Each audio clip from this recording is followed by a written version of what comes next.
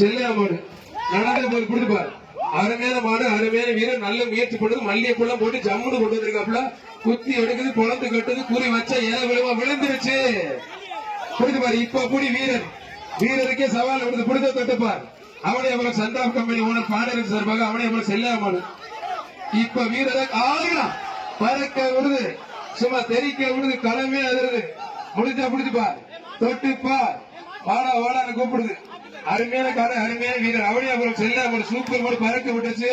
மாடு மாடு வெற்றி பெற்றிருப்பா.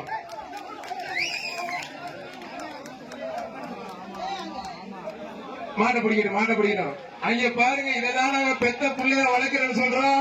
கை தட்டி உற்சாகப்படுத்துங்க. குடும்பத்துல ஒரு உறுப்பினர் அவரு. ரேஷன் கார்டுல மட்டும்தான் பேர் இல்ல, ஓட்டர் ஐடியில மட்டும்தான் பேர் இல்ல.